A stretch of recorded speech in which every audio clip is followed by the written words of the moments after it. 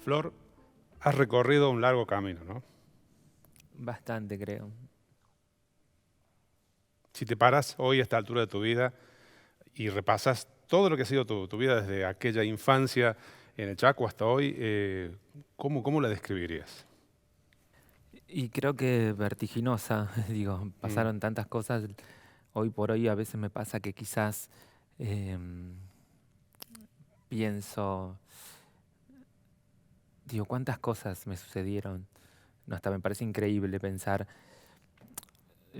no sé, la maternidad, esta carrera increíble y un montón de otras cosas que al principio pueden haber sido simplemente sueños o objetivos a cumplir y después a la distancia viendo lo que ha pasado es muy gratificante. mm. Vos decís sueños, ¿soñaste alguna vez en tu juventud todo esto? Y yo creo que sí, muchas veces. Mm. ¿La artista? ¿La mujer? ¿La madre? No sé si la artista, yo la verdad que me parece que cuando era chica sí quería, o cuando era muy, muy chica sí me gustaba el mundo del espectáculo, pero después lo dejé. Me parece que lo que más quería era formar una familia Ajá. o transformar a mi mujer. Siempre creo que fueron cosas que era lo que más pensaba.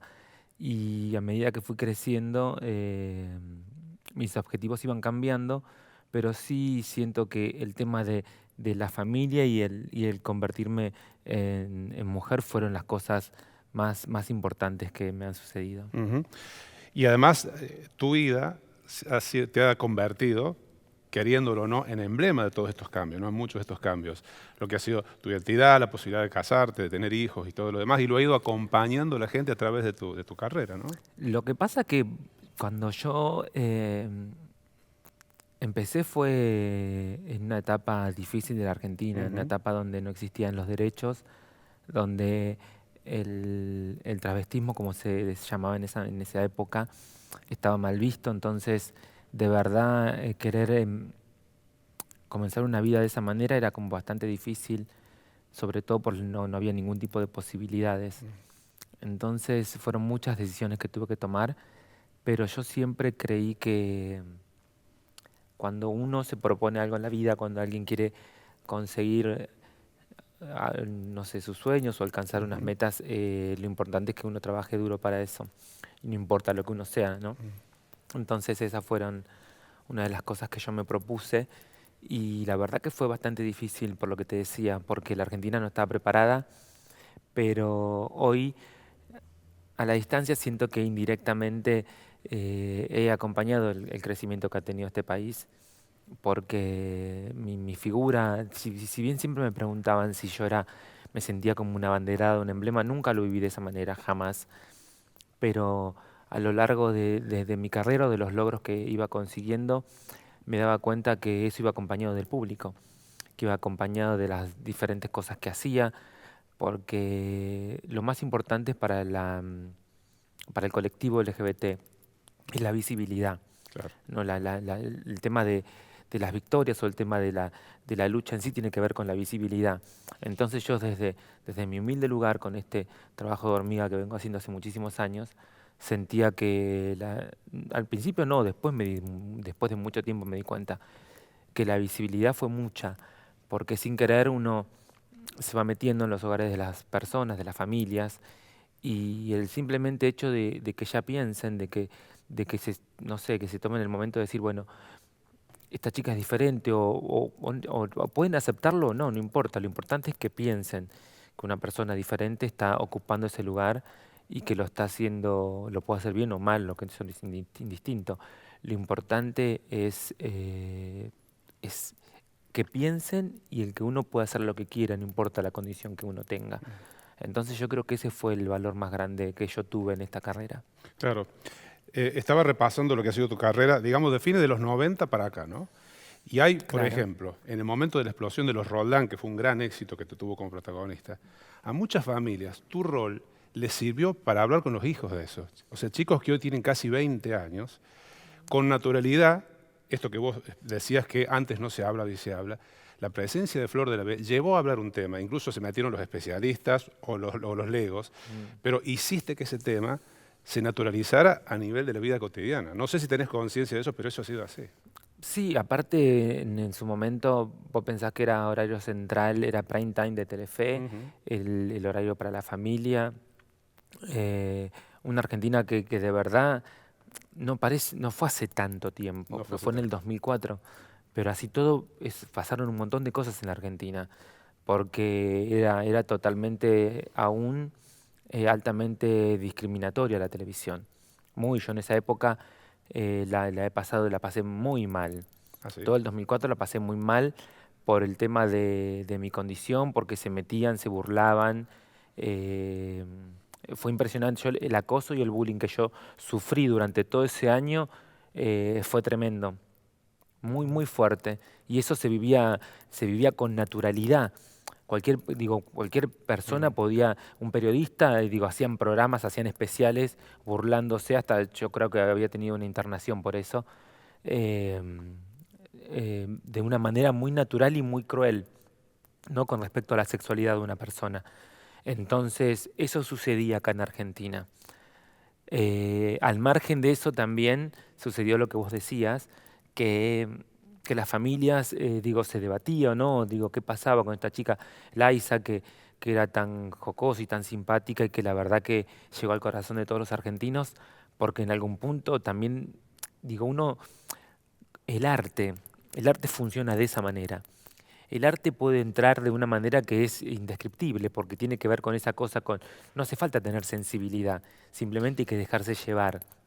Entonces, una expresión artística, uno puede decir muchísimas cosas. Entonces, Laisa, y en este caso Emilio Uriarte, hacían eso. Hacían este paso de comedia divino, donde la gente se divertía y sin querer estaban dejando un mensaje muy fuerte Exacto. que tenía que ver con la igualdad, que tenía que ver con que cuando una persona se enamora de otra, no importa lo que es. Lo que importa es el sentimiento más allá de la sexualidad. Entonces, la verdad que para mí fue un, un proyecto para mí fue como bisagra en mi carrera, de Claro. verdad, muy importante. Y a pesar de la distancia y de tener ese pequeño sabor amargo con las cosas que yo he vivido, siento que todo sirvió para crecer como país y como sociedad, porque eso hoy no sucede, ni podría suceder, Ujú. ¿no? Pero de verdad fue muy bueno. ¿Y hoy no sucede? No de esa manera. Ujú. Pero queda, Sí, ¿no? En la sigue sociedad. pasando, pero no puede en un programa, burlarse de las personas por su sexualidad, no se podría hacer, Ujú. porque hoy por hoy está penado el INADI, hay leyes que protegen Claro. la sexualidad de las personas y la libertad sobre todo. Hoy podés tener tu documento y te podés casar. Todas esas cosas que en 2004 eran No impensadas existían, todavía, ¿no? claro. Es que la verdad la televisión cambió, Claro. porque hace unos años tampoco, los chistes homosexuales o la televisión era extremadamente misógena también. Y, y hay cosas que se hacían antes que ahora no se pueden hacer, pero porque tienen que ver con que el mundo cambió en Ujú. general. Entonces, pero así todo, siguen pasando cosas, siguen sucediendo cosas. A mí lo que me pasa es que yo no pretendo que toda la gente toque mi canción, pero sí creo que lo que uno tiene que hacer es ser respetuoso con los demás. ¿Sabes por qué te lo pregunto esto? Porque todavía hoy seguramente hay miles de familias donde se dan estas situaciones, ¿no? Mm. Chicos que se sienten esa cárcel interna o familias que ven que hay una situación y no la quieren resolver. Y es importante repasar lo que ha ocurrido hace pocos años atrás y tu experiencia para esos casos que nos están mirando posiblemente ahora y viven esa situación que es tan tensa y tan triste, ¿no? El tema de la sexualidad siempre genera eh, diferentes situaciones familiares, porque no sé si tiene que ver bueno, obviamente tiene que ver con los mandatos, tienen que ver con diferentes formas de crianza, con la religión, con la culpa, con un montón de situaciones. Entonces hay padres o hay personas grandes que les cuesta asumir, asumir los cambios, asumir que los hijos son distintos. Entonces algunos prefieren negar, otros prefieren acercarse. Yo igual creo, digo, positivamente creo que la sociedad argentina cambió para bien en ese Sí. aspecto. Digo, cada vez es mucho menor los casos que yo escucho de padres que no aceptan a sus hijos o esta cosa de que no se hablan. Ya, la verdad que en estos últimos 20 años de, de nosotros que llevamos así como de evolución, por llamarlo de alguna manera, pues yo cumplí 20 años ahora hace poco, Sí. desde que debuté, siento que de verdad cambió muchísimo este aspecto, que la gente está mucho más tolerante. Si bien que muchos pretenden que sea aún mayor el cambio, yo noto que es muy importante, que ya Ujú. es algo que se puede hablar, que es algo que hay muchísima visibilidad ya en Ujú. el ambiente y que de verdad eso hace que sea como mucho más fácil para todos. No es, obviamente que no es del día de la noche a la mañana y que hay Ujú. muchos chicos que quizás hoy por hoy en la Argentina entera estarán sufriendo. Lo importante es que no se sientan solos, lo importante es Ujú. que siempre acudan a alguien, que puedan hablar, que puedan exteriorizar lo que sientan, porque el llevar una carga tan pesada en soledad puede provocar diferentes tipos de situaciones, puede Claro. provocar, porque son como fantasmas, Ujú. y fantasmas cuando uno tiene preguntas que no son respuesta, que no tienen respuesta y que uno se las imagina de la peor manera, todo puede llevar a una catástrofe. Y quizás a veces uno se está preguntando una cosa que puede ser mucho más liviano de lo que uno cree. Entonces siempre el consejo de algún amigo, de una tía, de tu abuela, de alguna persona cercana te puede traer ese halo de luz que quizás estás necesitando. Yo siempre creo que el confiar en alguien, el poder deshogar, ¿no? Es la mejor manera de poder llevar adelante cualquier tipo de carga, ¿no? Mm. En este caso. No necesariamente un terapeuta, un conocido en quien puedas confiar. No creo que no todas las personas tienen la posibilidad de tener Mm. un terapeuta. Claro. Lo importante es poder hablar. Mm. Flor, ¿y en tu infancia te tocó vivirlo en soledad ese proceso? ¿Tuviste en quienes apoyarte? Yo, sí, yo creo que me apoyé muchísimo en unas primas mías Ujú. que vivían enfrente de mi casa y que me ayudaron mucho en este proceso Ujú. porque no me sentía sola. Y cada vez que, por eso yo hablaba y decía que es fundamental el tema de poder confiar en alguien, poder hablar con alguien lo que uno siente, porque ahí, digo, es inevitable cuando cuando uno vive situaciones que son como inexplicables en ese momento porque vos no comprendés qué es lo que te sucede. Ujú. Entonces, poder hablarlas con alguien es lo más sanador. Mm. ¿Cuándo empezás a darte cuenta que algo raro sucede? ¿En la primera infancia? Normalmente, digo, ¿no? O en tu caso, en la primera infancia, cuando llegás a la pubertad, ¿cuándo empezás a decir, acá hay algo que no encaja? No, yo de verdad desde que, no sé, tengo uso de razón, me parece. Ajá. Mis primeros recuerdos son en femenino, siempre, Tus primeros recuerdos son en femenino. sí, Ajá.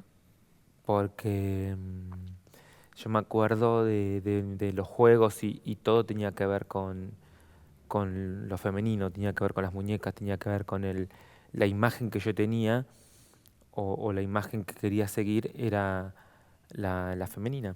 Claro. No ponerme polleras, era hasta creo que desde muy chica yo creía que en algún momento iba a cambiar Ujú. en mi ser, en mi inocencia, en esta cosa de pensar muchas veces me quedaba fantaseando o creyendo genuinamente que un día me despertaba y que iba a ser diferente, porque yo sentía que realmente era como una mujer atrapada en un cuerpo de hombre. Desde que tenés memoria. Sí, Ujú. por eso es como dice, pero ¿cómo era? Y bueno, es como explicarte qué es sentirte heterosexual. Es lo mismo, es el mismo sentimiento. Claro. Leí que desde muy chiquita, por ejemplo, jugabas con hacer ropas para las muñecas. Fíjate vos Siempre. cómo eso termina derivando en una vocación profesional como la que fue la Es que tuya, no ¿no? creo es que más que nada no tuvo que ver con eso. Ajá. Tuvo que ver con otra cosa, tuvo que ver con mi madre más que nada. Porque mi mamá murió cuando yo tenía 2 años, 2 años y Ajá. algo, era muy chica. Entonces, yo vengo de una familia de costureras. todas mis tías por parte materna cosían, eran modistas. Y en mi casa había una Singer antigua que era como una caja. Era como la versión moderna de esa Sí, sí. época, porque era toda deformica, pero se guardaba, era como una caja, y uno la abría y tenías dos maneras de utilizarla, o eléctrica o a pedal. Y yo creo que se ve que era tan fuerte el vínculo que yo tenía con mi madre, o este traqueteo de la máquina, lo tenía tan incorporado porque, según me cuentan o me contaron, ella cosió hasta muy poco antes de darme a luz.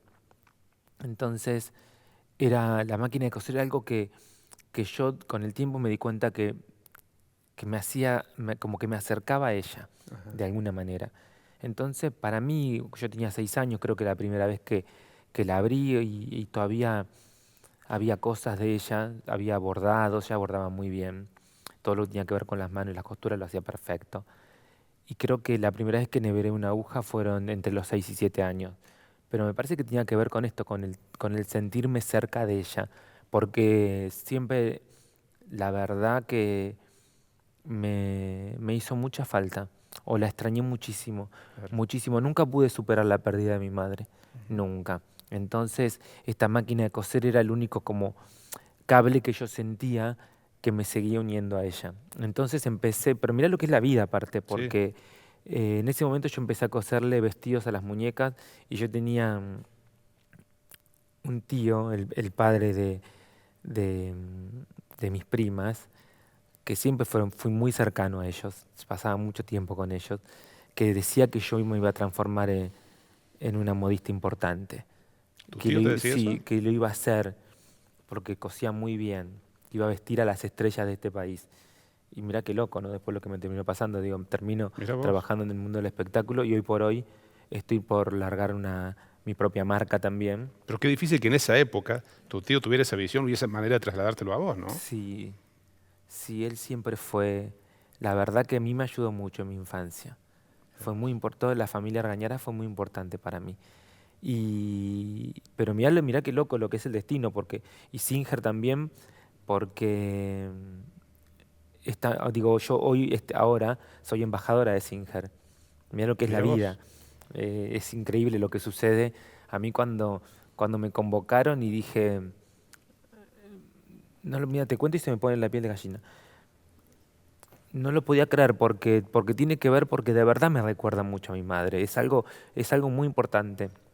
Entonces cuando me convocaron yo le decía que significaba tanto, porque a mí había representado algo muy fuerte esa marca para mí, la máquina de coser, la mujer que trabajaba, y ellos vieron en mí esta cosa, digo, saben las cosas que yo hago, que digo que yo coso, que digo que trabajo, que soy una madre activa, que cuido a mis hijos, entonces querían vincular a la marca con una persona como yo, entonces a mí me llenó de orgullo, pero más que nada por mi pasado, no solamente por mi presente, ¿entendés? Y la verdad que hoy por hoy es increíble por dónde la vida nos va llevando, Sí. ¿no? Yo siempre creo que obviamente no es fácil tomar decisiones importantes o que puedan cambiarte la vida, pero a veces hay que hacerlo. Hay que ser valiente, hay que saltar al vacío y decir, no sé qué me esperará o qué puede suceder, pero lo importante es arriesgarse. Yo siempre fui una persona de arriesgarme. ¿Viste? De buscar mi camino, de buscar, de no quedarme. En esa máquina de coser y en esos primeros juegos, ¿sentís que buscabas encontrarte con tu mamá o ocupar el rol de tu mamá, ese rol femenino que no estaba en la casa a lo mejor?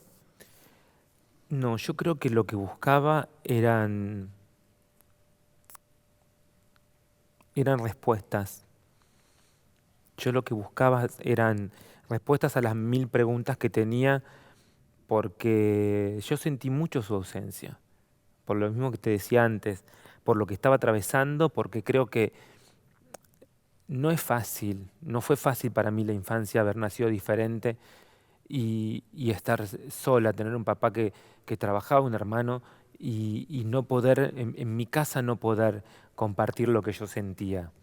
Entonces yo creo que en esta búsqueda personal que yo tenía y, y las miles de preguntas que tenía porque ella se fue cuando yo era muy chica. Entonces creo que en cada traqueteo de la máquina eran pequeños diálogos en silencio que yo tenía con ella. Ese vestido que usaste cuando decidiste mostrarte como mujer en el casamiento de tu prima, ¿lo hiciste con esa máquina? No, No. lo hice con otra máquina, con otra Singer también. Ajá, Fue por eso te digo que es una marca que me acompaña claro. hace... Pero ¿sabes qué es lo que más me gusta? Que es de industria argentina, que es nuestra, ¿entendés? Y ahí ya me había comprado la mía personal. Porque yo cuando me fui de mi casa empecé a trabajar en un lugar donde cosía vestido de novia y otras cosas. Entonces me compré mi propia máquina, la de la Florencia 69, que es una línea de Singer. Entonces con ella empecé a hacer pequeños trabajos. Y el vestido ese creo que más que nada el tema de la costura también a mí con los años tenía que ver con una cosa más personal, con algo con que yo quería sentirme diferente a las demás, ¿viste? Con tener mi sello. Porque viste que ahora vos vas a comprar un vestido y por ahí me ha pasado, vas a un lugar y otra lo tiene el mismo vestido. Claro. Entonces siempre me gustó destacarme de algún modo. ¿Y qué recuerdas de esa noche cuando estrenaste ese vestido y estrenaste ante la familia tu condición de mujer, de mostrar por lo menos eso delante de todos? A mí lo que más recuerdo de esa noche, al margen de los nervios que sentí previo al llegar a la iglesia, porque vos pensás que yo, como no sé si te conté antes, era mucho lo que yo ponía en juego en ese momento. Era mi libertad, era la aceptación, era el cariño en algún punto, porque como te decía, no sé si una cosa es vivir como una persona gay tradicional y que uno puede disimular o no, y otra cosa transformarte en una chica trans, que cuando uno hace cosas, cuando uno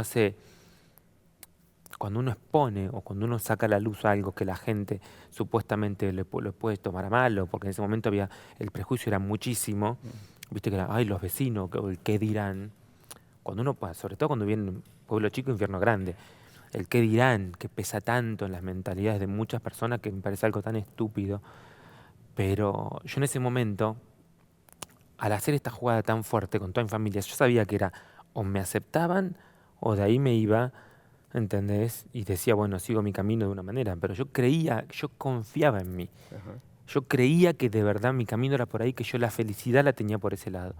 Pero podía sacrificar la felicidad, el cariño de mi familia o no. Entonces yo creo que en el transcurso en lo que yo, en el auto que me iba llevando al casamiento, creo que lo que más pensaba en ese momento era, ¿qué sucederá, no? ¿Cómo continúo si me rechazan? ¿Lo pensaste en el momento previo? Todo iba pensando, todo lo analizaba. A pesar de ser muy chica decía, porque también hay que vivir con un golpe así. Claro.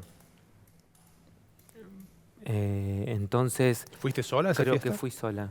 ¿Fuiste sola a esa fiesta? Sí, pero a mí lo más importante que me pasó fue que cuando a mí me llega la invitación, porque yo tampoco obviamente nunca le hubiera querido joder el casamiento a mi Claro. prima, el día más importante de su vida, una persona que yo adoro y adoraba con toda mi alma.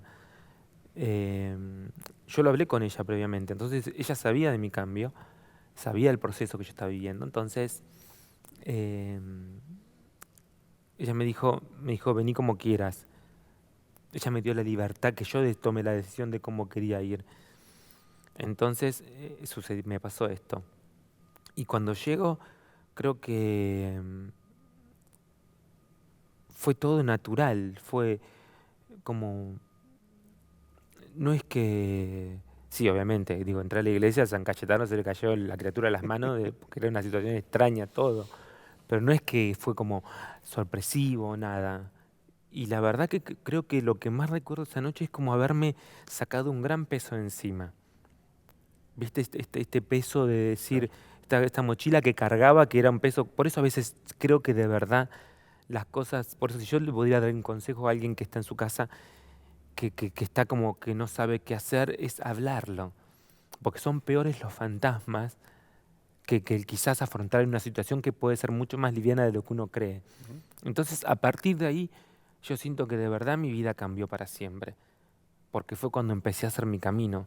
cuando yo sentí que tenía la absoluta libertad para encarar, para poder empezar a escribir mi propia historia, que es lo que hice desde ese momento. Nunca más volviste atrás con la vestimenta, por ejemplo. Nunca más. Nunca más. A partir de ahí te vestiste de mujer. Nunca más miré para atrás. Claro. Yo ese día salí, aparte yo sabía que el día que me fui de mi casa me iba para no volver. Yo sabía que cuando abandonaba el nido sabía que era para volar, para experimentar, para conocer el mundo, para crecer. Para ser vos. Exactamente, que es lo que creo que muchas personas deberían hacer. Es el conocerte, es el explorar, es el investigar.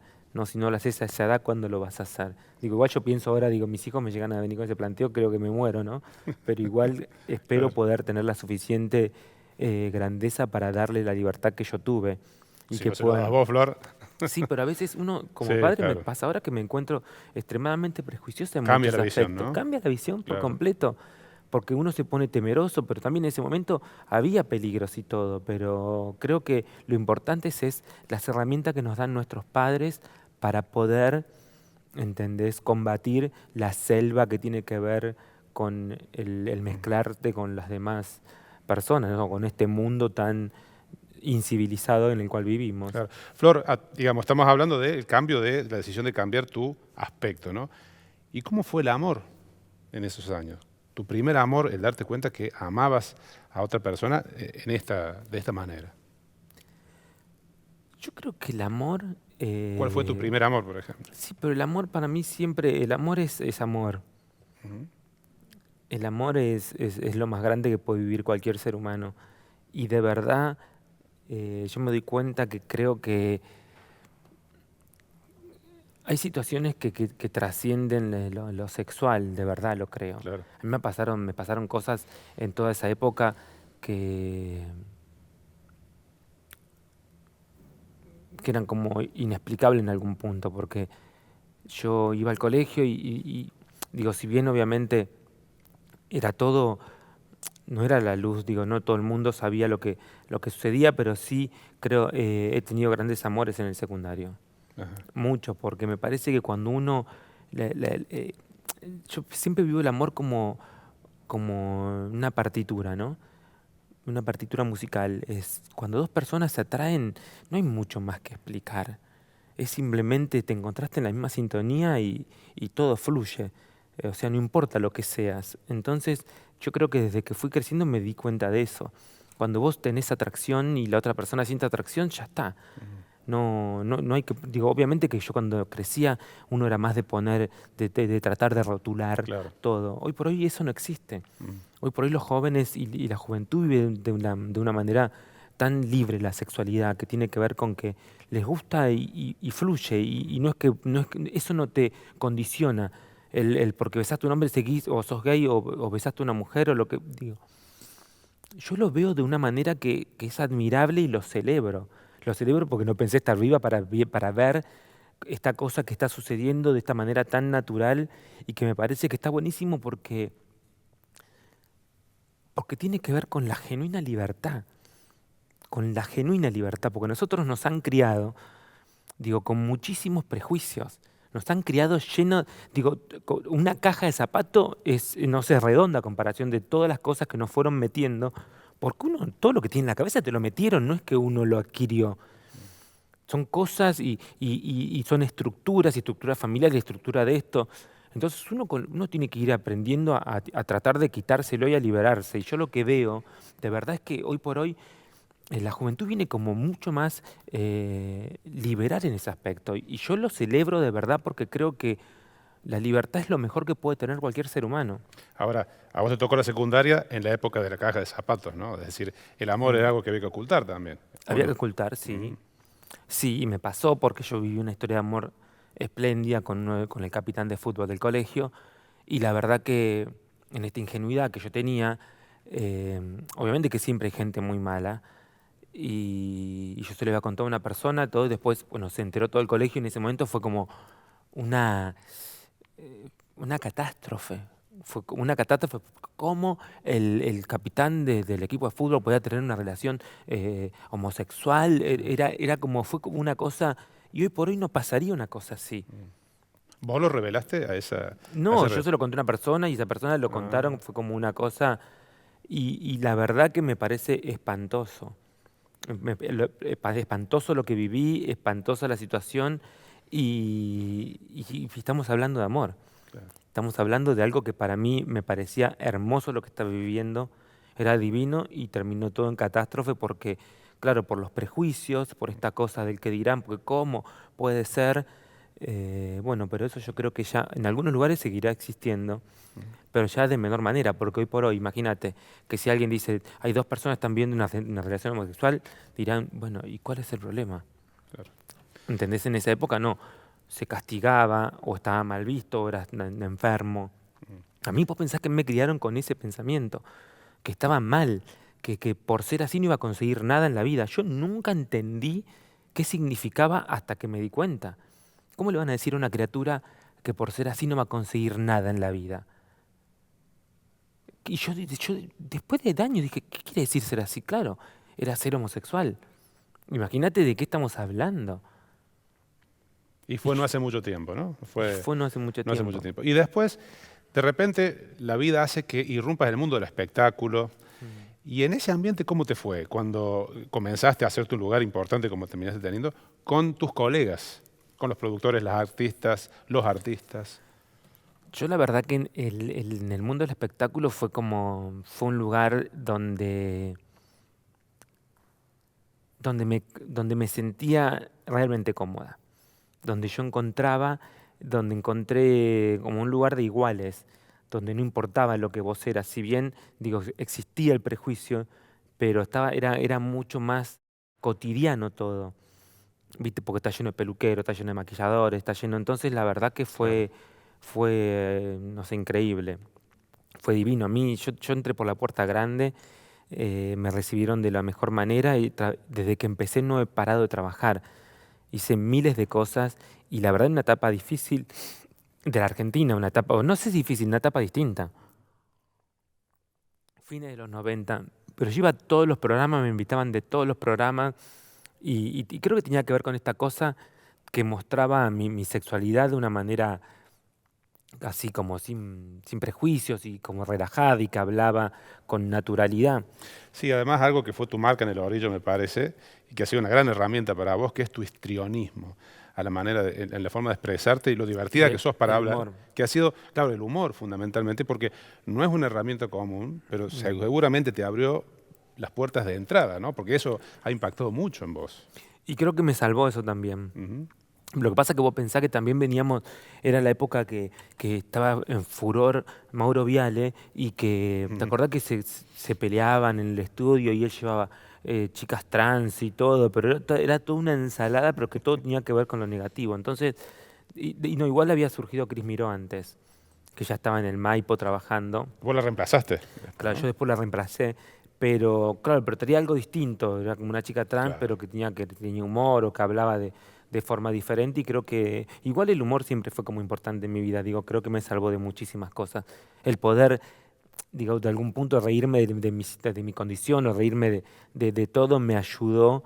O como yo te decía, viste que lo artístico, Ujú. el arte en general siempre va Es relacionado que el con humor esto. genera complicidad, ¿no? Sí. Entonces, aún el que no comparte tu Mm, elección por allí, por la vía de la risa, me parece, pasa con Lizzie Tagliani también, ¿no? mm. Es decir, la manera de describir incluso una historia dura como la que te ha tocado, le has encontrado la manera a través del humor y del histrionismo de contarla, ¿no? Pero es Eso, lo que yo hice, sí, vos imagínate cuando yo debuté en Carlos Paz la primera vez. sí. Fue como en el año 2001. Fue en el 2001. Porque ahora es fácil, digo, Sí, ahora sí, la es muy fácil. gente me asocia con Carlos Paz y todo el mundo, no hay una persona que no me conozca en Córdoba. Soy como una figura muy representativa de la ciudad. Todo el mundo conoce a Flor de la B, todo el mundo sabe quién soy, sabe lo que vengo haciendo. Pero en esa época era, era mi debut importantísimo porque debutaba como una pequeña gran figura ahí en el teatro, que era el Teatro del Cielo, después ahora es el Teatro Coral. Y Córdoba no es una ciudad fácil. No. No es nada fácil. Nada. Y yo venía con toda mi historia y todo eso. Y la verdad que en ese debut yo sentí que había pasado algo fuerte conmigo. Porque cuando se abrió el telón, yo tuve una de las ovaciones más grandes de mi vida artística en ese teatro, de mano de los cordobeses.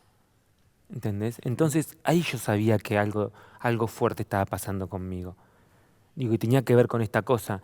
Digo, porque era de una aceptación, porque si vos te pones a pensar, digo, hoy es fácil hablar, pero en ese momento una chica trans, digo, encabezando un teatro de revista en Carlos Paz, donde los número uno eran todos los humoristas cordobeses. En esa época, digo, toda la plaza estaba copada por todos los humoristas cordobeses.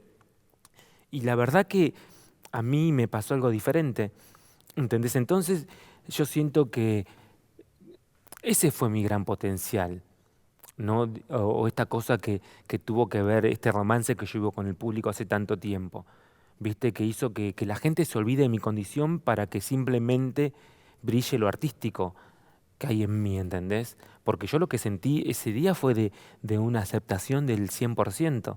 Y bueno, y desde ese día nunca más paré de ir.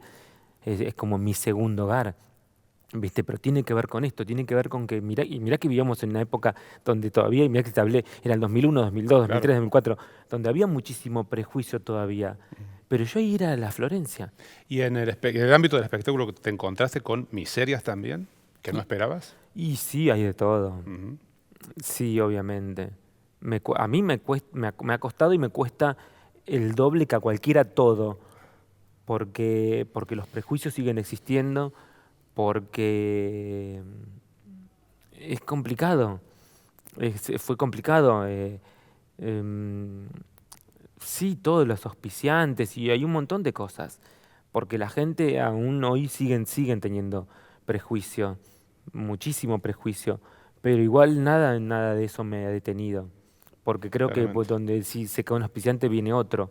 O si te cierran una puerta se abrirá otra. Ujú. Para mí lo importante es ser perseverante y hacer lo que a uno le gusta. ¿Y quiénes fueron tus grandes padres o padrinos, digamos, en tu incursión en el mundo del arte, del teatro, del espectáculo?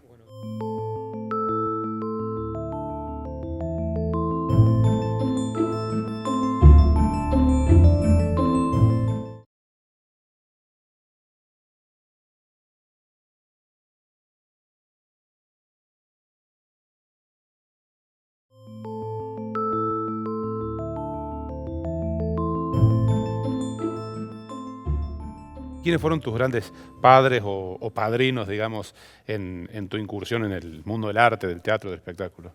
Gerardo. Sofovich. ¿Mm? Gerardo fue una persona muy importante para mí. Muy, muy, muy importante porque de verdad él se jugó en una época difícil. Él te descubrió a fines de los 90, vos, ¿no? Él me descubrió, claro, primero yo trabajé con el hermano, con Ah, Hugo. claro. Yo debuté con Hugo y después, justo en esa temporada que yo te estoy diciendo, 2001, cuando yo estuve en Carlos Paz, él fue la primera vez que me llamó Gerardo para trabajar. Que fue un día que él estaba haciendo el Shenga, ¿te acordás que hacía el Sí, Shenga en esa época? claro. Y yo venía haciendo, digo, era una figurita en el momento, hacían entrevistas, notas, digo, era una figurita, no tenía nombre todavía. Entonces, por eso él me invitó a jugar y para mí era importantísimo porque él invitaba figuras a jugar al Shenga. Pero se ve que algo le habrá llamado la atención de mí y me invitó. Que hacía esos Shenga como hasta las 2 de la mañana, ¿te acordás? Sí. Entonces, y ese día nos conocimos y él, bueno, fue muy divertido, pegamos muchísima onda, después nos fuimos a comer y él ahí fue cuando me ofreció trabajo por primera vez, que fue encima la persona que mejor me pagó. La primera vez que empecé a trabajar con él, pagaba bien Gerardo. Era un tipo que te exigía, pero te pagaba bien. Y, y la verdad después hicimos mil cosas juntos y fue muy importante en muchos aspectos de mi vida profesional, porque la verdad que me puso a encabezar en la calle Corriente como vedette, me dio un lugar importante cuando empezó la peluquería en el 2003, Claro. que se fue a Canal 9 también, un segmento tremendo. Bueno, yo los Roldán lo hice por él, porque él me dio la libertad, porque yo tenía un contrato de exclusividad con él. Y la verdad es que hasta el día de hoy no sé cómo fue que lo convencí de, de, de que me deje hacerlo, porque la verdad que pero eso tiene que ver con el cariño que él sentía por mí. Porque yo me acuerdo que estábamos haciendo, era tremendo, nosotros medía la peluquería 16 puntos en Canal 9, 16 puntos, era Pablo Pachu y estaba, me acuerdo que Silvina Luna, Pamela David, Pacotillo, con las pacotillas y yo habíamos quedado, alguien más, me estoy olvidando de alguien. Más o menos era como el staff completo, ¿no? Y le iba muy bien. Entonces íbamos a hacer la temporada de teatro, yo me acuerdo con Corona, íbamos al Tronador, que fue un éxito total también, esa temporada de teatro, que hacíamos temporada en el Astro, en el viejo Astro también. Ese año hacíamos, imagínate lo que trabajaba con Gerard, hacíamos la peluquería, después hicimos temporada en el Astros y de ahí nos íbamos a Mar del Plata. Y yo me acuerdo que me llama en ese momento, estábamos en el 9, en los pasillos del 9, y Ángel de Brito pasa y me dice, te va a llamar Sebastián Ortega. Por algo, nunca me voy a olvidar, eso siempre nos acordamos con Ángel, que Ángel tampoco era el Ángel de Brito de ahora. Digo, ay, no lo puedo creer, yo estaba en mi camarín, me golpeé a la puerta del camarín, en ese momento en el 9. Entonces, dicho y hecho, me llaman para proponerme esto. Y un día yo estaba en el camarín de Gerardo, así le dije, ay, yo lo quiero hacer, porque era ficción. Entonces, me daba gracia su respuesta, porque digo, ay, no sé, yo quiero hacer ficción, porque con todas las chicas le pasaba lo mismo. Él me decía. Claro. Y yo le digo, quiero hacer ficción, y me dice, ¿y esto qué es? Claro. Y me dice, ¿y esto qué es? Me decía él. Digo, no, bueno, pero es distinto, no sé qué. Y él me dijo, bueno, yo te dejo, era negociante como poco. Me dice, yo te dejo negociador, yo te dejo hacer esto, pero vos haceme la temporada de verano. Gratis no te iba a salir. Claro. Que yo dije, bueno, entonces yo fui a hablar con Sebastián y digo, bueno, me dice, bueno, igual no importa, porque vas a viajar una vez, el programa empezaba en febrero, vas a viajar en enero para hacer digo, se empezaba a grabar una vez por semana. Bueno, hicimos la apertura a partir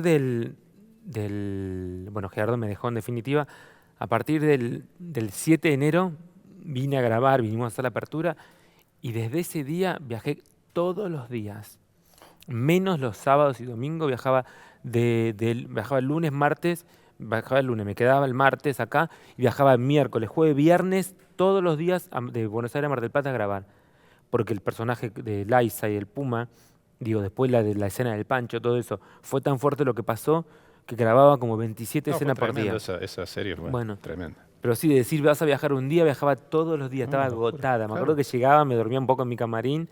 Fue tremenda, pero fue muy, muy buena. Fue también un antes y un después para Fue antes y un después. tu carrera. Pero Gerardo fue muy importante. Porque con él hicimos, bueno, en el Hola Me Embriagué un éxito impresionante, diferente, después hicimos Más que Diferente. Bueno, el champán ni te cuento. El champán nos cansamos de meter gente por toda la Argentina. Fue muy bueno. ¿En toda esa época ya estabas con Pablo vos? ¿Era Sí. tu pareja? ¿Desde qué año están juntos? Y también yo voy a cumplir 20 años con Pablo. 20 años con Pablo. Sí, casi desde que empecé. ¿Y cómo se conocieron? En Gualeguaychú. En Gualeguaychú. Yo iba a trabajar a Gualeguaychú y él estaba ahí, y en el lugar donde yo iba a actuar. Ajá. Entonces nos conocimos y en ese momento nos pasamos el teléfono y empezamos a hablar y bueno, y así sucedió. Y vos no eras la figura que... No, yo para recién nada. empezaba. Así que es más genuino todavía. Claro, y aparte... No compró la fama, digamos. Porque lo nuestro fue como de a poco, fue como diciendo, nunca pusimos, empezamos como light, decía, bueno, ¿qué somos? Y seguimos y después, cuando nos dimos cuenta, fueron pasando los años y la verdad que se fue formalizando nuestra relación de alguna manera, porque yo en ese momento decía como que no quería poner ningún tipo de nada, decir, bueno, ¿qué somos? Porque viste que a veces ponés y la jodés. Entonces creo que los años fueron fortaleciendo el vínculo que tenemos y el amor, ¿no? Y enseguida él te abrió las puertas de sus hijos y empezaron a soñar con hijos propios. ¿Eso cómo fue? No, eso fue, sí, fue como natural. Digo, a medida que fueron pasando los años, empezamos a compartir muchas cosas y obviamente yo me iba a hacer temporada y venían los hijos de él con nosotros. Entonces éramos como una gran familia ensamblada. Pero lo de nuestros hijos pasó como muchos años después. cuando yo ya había logrado como muchísima estabilidad en muchos aspectos, yo ya empecé a sentir como que no podía pasar por esta vida sin transformarme en madre, ¿no? Y empezó otra larga pelea ahí, ¿no? Sí, Bueno. porque la verdad que yo nunca creí que lo iba a hacer. Si bien siempre fantaseé o Querías soñé, hacerlo, pero no sabías que lo ibas a hacer, ¿no? claro, Ujú.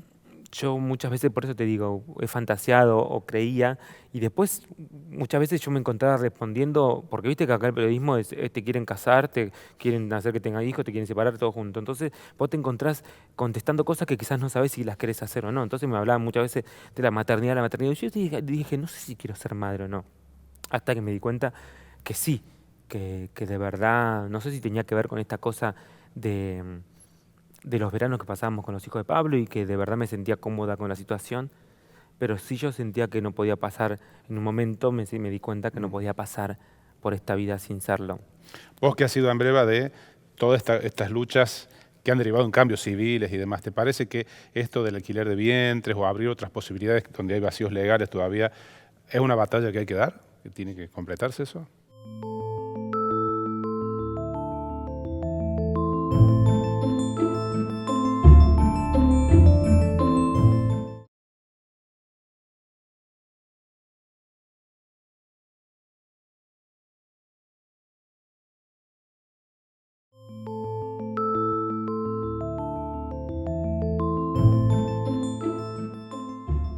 Vos que has sido en breva de todas estas luchas que han derivado en cambios civiles y demás, ¿te parece que esto del alquiler de vientres o abrir otras posibilidades donde hay vacíos legales todavía es una batalla que hay que dar? ¿Que tiene que completarse eso? Sí, yo creo que sí. Ujú. Yo creo que la verdad que es difícil, no son temas para tocarlos livianamente, Ujú, tal pero cual. sí creo que son temas que son importantes que haya, que no haya vacíos legales, que se puedan debatir, que haya leyes que puedan contemplar esta esta hermosa situación del alquiler de vientre, porque podría ayudar a muchísimas personas. Hoy por hoy se hace. En la Argentina hay muchísimos casos que se hacen a través de amparos judiciales porque, como decís vos, hay muchos vacíos. Hay gente que le cuesta comprender, hay gente que le cuesta entender, hay gente que le cuesta digerir o poder ponerse en el lugar del otro. Pero creo que es una manera maravillosa de poder seguir dando vida. Otra gran lucha tuya terminó con un documento nacional de identidad, ¿no? Mm. ¿Cómo te sentiste el día que recibiste el nombre que vos elegiste, un documento y de ahí en adelante tu vida pasaba a ser de otra manera también en ese plano? Ay, esa fue otra batalla. La verdad que fue un día también increíble. Nunca uno aprende a vivir cuando vos sos una chica trans y te criaste sin ningún tipo de derecho. Aprendés a convivir con eso. ¿Entendés? Aprendés a convivir con ciertas cosas. Haces yo decía que era como que la piel se te pone como mucho más dura en algún aspecto. Entonces, el tema del nombre para nosotras siempre fue importante, pero uno aprendía a convivir con eso. Decías, bueno, tengo la obra social y vos ya sabías, eran situaciones incómodas con las que te acostumbrabas a vivir. O ibas al supermercado, o viajabas en avión, o un montón de O vas a situaciones. votar o Eran cualquier otra... situaciones violentas Mm. con las que te acostumbrabas a vivir. Cuando surgió el tema de la ley de identidad y todo esto que hizo, la verdad que María Rashid, Flavia Masencio, Esteban Paulón, un montón de gente que trabaja por los derechos de las minorías, que es increíble el trabajo que hacen, que se acercaron a mí y de mano de la jueza Liberatore, mirá qué paradójico, ¿no? La jueza ¿Qué Liberatore apellido? sí, que hicieron este amparo judicial. Cuando salió el amparo, que fuimos a la oficina de ella, yo me acuerdo que me abracé con ella y lloré como si fuera, no sé, una... Una nena. Sí, esa es la palabra, una nena. Lloré muchísimo porque sentía que tenía que ver que era otra batalla ganada. Pero nunca, pero hasta ese momento no tomaba la magnitud que tenía, el significado de poder llevar el nombre que uno ha elegido. No, entonces de verdad fue muy fuerte. Nunca me voy a olvidar ese momento ahí en el Congreso en el estudio de la jueza liberatoria y todo, y lo importante que fue para mucha gente, ¿no? Porque eso es lo que la gente no, lo que muchos quizás no toman dimensión, lo importante que es transformarte en un ciudadano de primera, por llamarlo de alguna manera, porque el tener identidad te permite no solamente ir a votar, te permite tener acceso a la educación, te permite tener acceso a muchísimas cosas que de otra manera era casi imposible. En la Argentina la explotación hacia las chicas trans es increíble. Las chicas trans pagan departamentos en situaciones totalmente precarias, como si fueran que vivieran en Le Parc, ¿no? Claro. Simplemente por su condición o por no tener documento o por un montón de situaciones. El promedio de vida de una chica trans es de 40 años, imagínate. Entonces yo siento que el DNI, mira qué simple, lo que le da es la posibilidad de poder elegir una vida mejor, mira qué simple. Claro. Entonces, la verdad que eso es, si uno tiene que agradecer algo al gobierno que lo hizo, es simplemente eso. ¿Y vos fuiste la primera que lo consiguió? Sí, La número 1. sí, Por eso te decía que has recorrido un largo camino. muy. ¿Y estás preparada que un día vengan tus hijos adolescentes y te hagan preguntas sobre todo esto y quieren saber todo lo que pasaste? Yo creo que no van a necesitar porque hoy por hoy los chicos se meten a YouTube o Internet y tienen más información de la que uno quisiera que tengan. Me parece que con los hijos lo importante es el diálogo, es el poder charlar, no es tan complicado. Me parece que es eso y después, sobre todo, ellos sacarán sus propias conclusiones. Lo importante es la calidad de vida que uno les ofrece, ¿no? En la intimidad, el amor, la contención, las caricias, los abrazos, las canciones de cuna, el guardapolvo bien planchado, las comidas. Esas son las cosas que el día de mañana pesarán por sobre los prejuicios de las personas. Con toda esta lucha que has encarnado, ¿nunca te ofrecieron un cargo político? ¿Una candidatura? En alguna época sí, digo, hace muchos años cuando hubo como el primer acercamiento de los famosos con los políticos, creo que fue en el 2000 y pico también. Pero no me siento capacitada. Ajá. No, creo que de verdad sí podría hacer otras cosas, sí podría, digo, formar parte, digo, hoy formo parte de la comisión de la Casa del Teatro, que es algo que me gusta, que es algo que quiero hacer, porque tiene que ver con el ayudar, porque es una parte de desarrollo que tiene que ver con otra cosa. Entonces, en eso sí, digo, podría meterme, podría contribuir, podría trabajar, pero a nivel político me parece que es algo mucho más grande y mucho más profundo. Y creo que lo que necesitamos nosotros es más gente, más políticos de verdad acá en Argentina. Digo, yo sé que mucha gente con las ganas simplemente no es suficiente. Flor, al final de cada día, cada noche, ¿qué deseo te parece? ¿Qué gran deseo tenés todavía pendiente por cumplir? Ay, yo salud. Yo cada noche quiero tener salud para ver a mis hijos crecer. Eso es algo que pienso todas las noches. Digo, poder despertarme el otro día para poder volver a ver a mis hijos.